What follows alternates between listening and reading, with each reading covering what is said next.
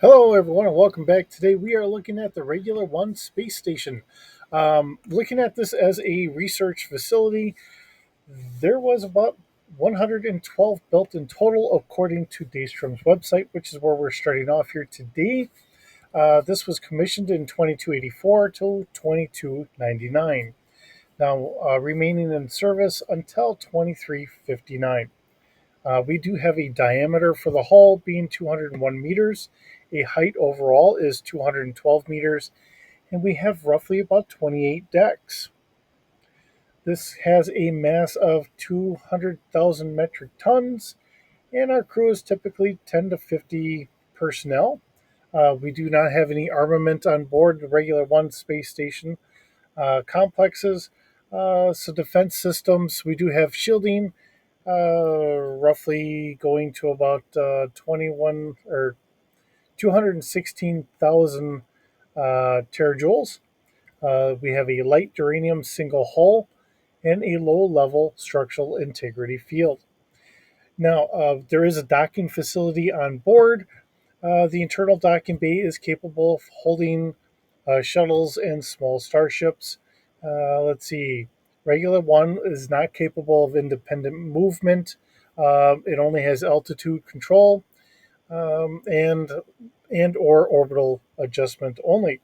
So going through our strength indexes and all that, remember Galaxy class is a 1000 rating by Daystrom's reckoning here.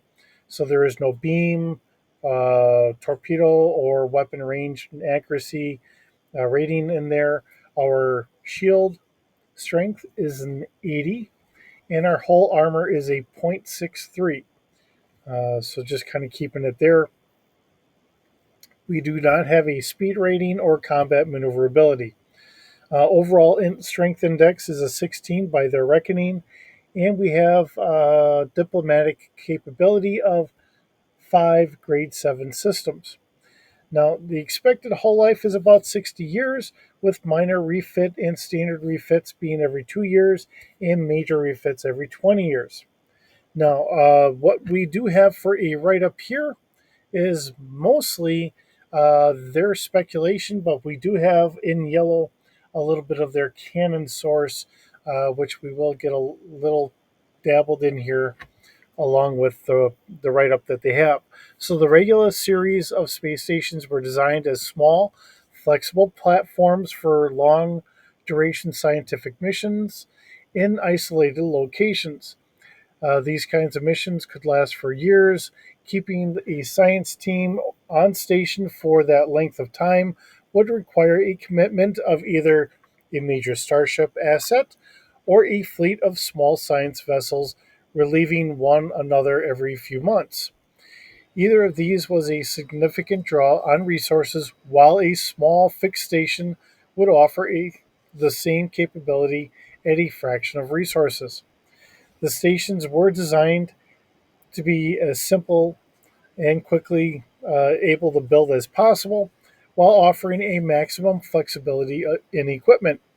Regular One station incorporated a 30-meter diameter dome capable of holding a large system such as an optical telescope, um, cannon wise, while the interior spaces included geoplastics and uh, thermal optics labs, and small particle accelerator ring. The stations had very little armament. The shields were included largely to screen the station from naturally occurring background radiation during sensitive experiments, while phasers were included to provide defense against larger meteors and to deter raiders. Now, that line is a speculative, which there are nothing listed. So, um, when we get into our stats here, I do not have any weapons listed on there, not saying that we couldn't have one that does. All right, so the most notable of regular stations was the first Regular One, the Genesis project created by Carol Marcus had profound political and military implications. By housing it in a remote outpost, the Federation hoped to assist in maintaining the secrecy around Genesis. In any case, Stage 2 of the Genesis project required a large and completely lifeless underground location in an isolated spot. Unfortunately, the isolation of Regula also proved to be a major drawback when the project was attacked by Khan and the USS Reliant. The only vessel nearby was the USS Enterprise on a training mission with a largely cadet crew. The Enterprise was eventually forced to cripple the Reliant, provoking Khan to detonate the Genesis device within the Mutara Nebula. The Regula stations provide very valuable services for many years, but they have now been replaced by larger and more capable designs. None now remain in service. So that's what we get here from Daystrom, which is a pretty good, accurate write up of it. Um, and speculatory as to how many were built and all that. I know that they use this model in a couple different ways, much like they did with many other models. So as we look at other models, sometimes they flipped it upside down, added some other kind of housing nodes onto there to make it look a little different here and there, because it's nice to work with a physical model, and if they can just kind of uh, add to it or subtract to it a little bit here and there, we now have something different. Um, we really did not see full CGI model uh, makes or whatever until later on in the Star Trek series.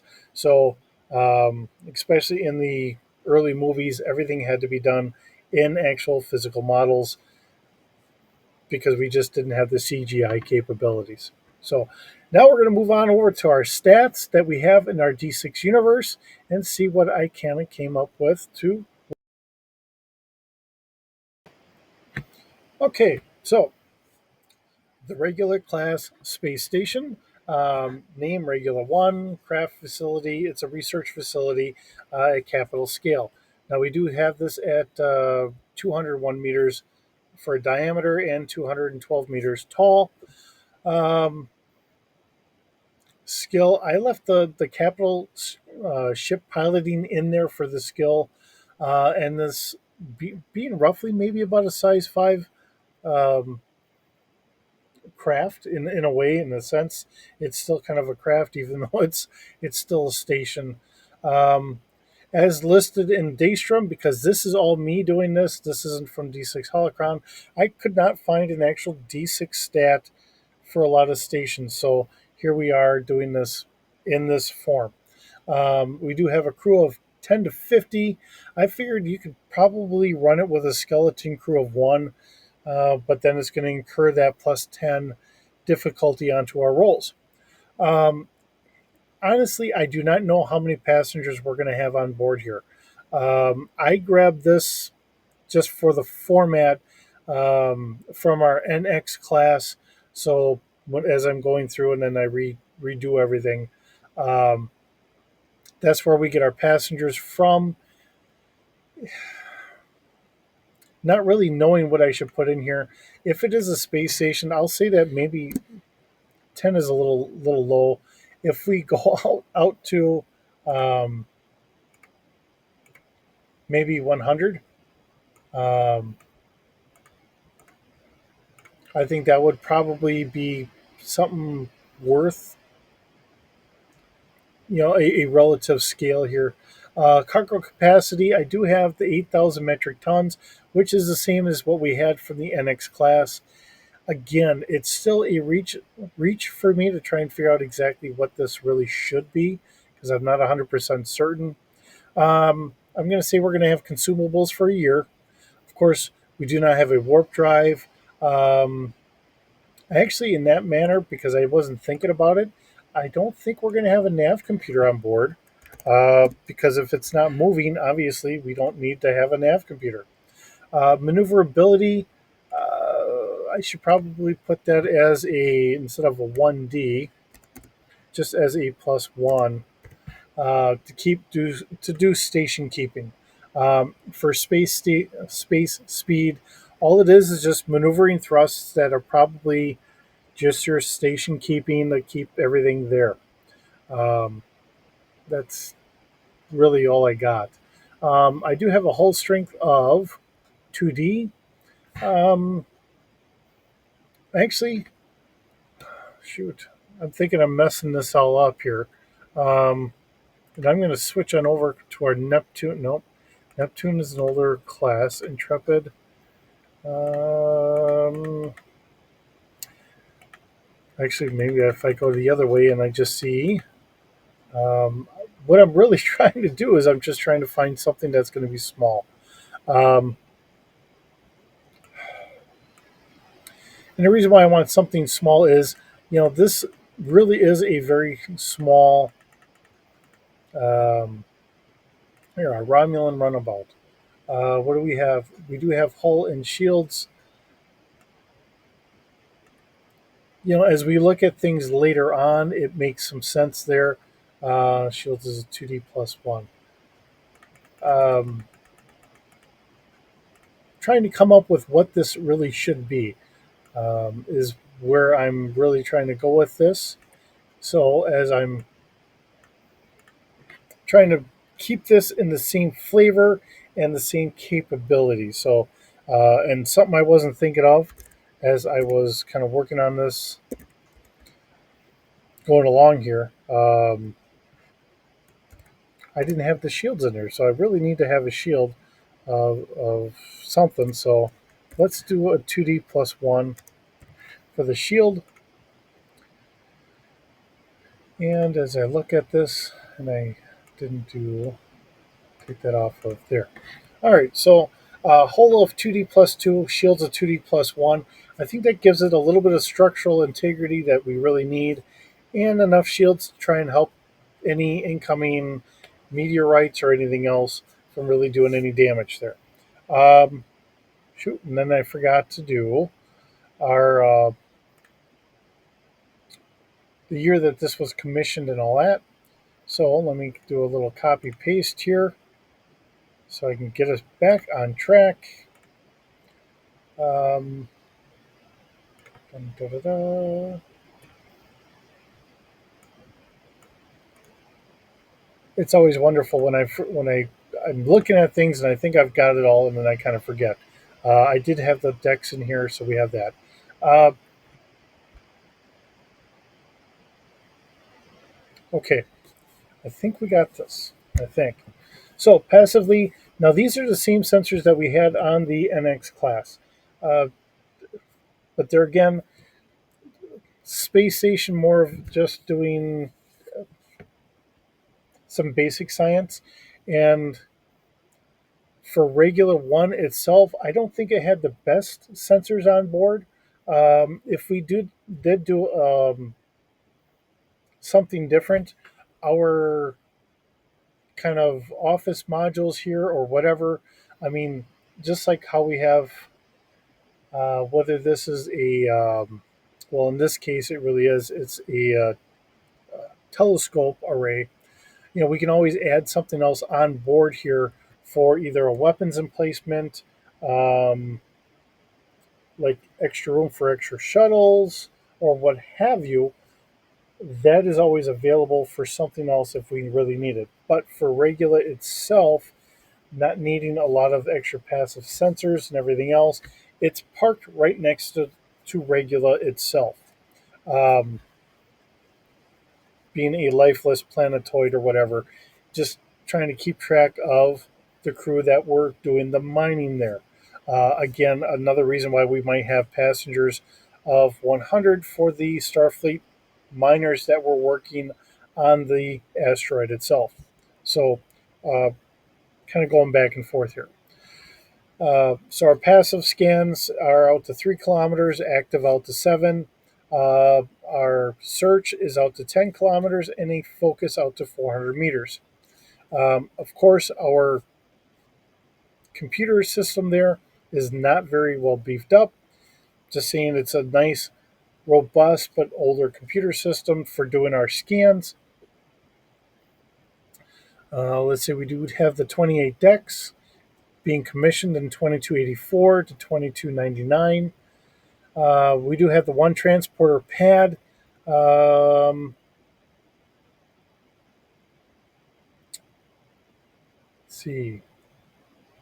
And then we have for shuttles. I figured that we would have enough room for two shuttles. Shuttle pods. Actually, I probably should list it as shuttles themselves. But I wanted to have two shuttles on there with enough room for, say, six additional shuttles for anyone that's visiting on board the station. Seeing that there's no, from what I can see, any direct link that you could actually dock a ship on board. If you have an older system or something like that, or you know, um, say like in the test phase for the regular one or for the Genesis device, you may have a shuttle that's outfitted with a torpedo launcher, so that way they can test things out. Um, Having that capability, maybe it's from a different ship, maybe it's one that they have on board. Those are my thought processes here. Whether you agree or disagree with me, that's fine. Again, and as always, if you disagree, change what I have here and make it yours. And again, I'm kind of grabbing the original from, say, like the NX class, but I think you've seen enough of these where, I use that as just a template to get going, and then I usually go through and I change everything accordingly all the way down. Here, the cargo capacity and the initial hull are the same, the sensors are the same, but everything else has been changed all the way through. So, I always do something so I can just quick get the right categories, but then we go through and change it to make it that ship, or in this case, a space station, to make it what it needs to be. Um, I think we get a good flavor of the space station. Um, it's not going to be the most robust, but there again, it is more of a research facility, not a combat station, and it gives us a little extra flavor.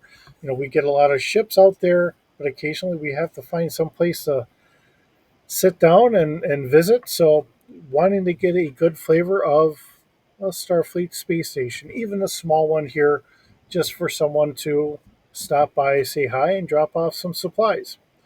So, that's what we have here today. Thank you so very much for joining me. It's always wonderful having you here. I hope you're doing well, and I will see you in the next video.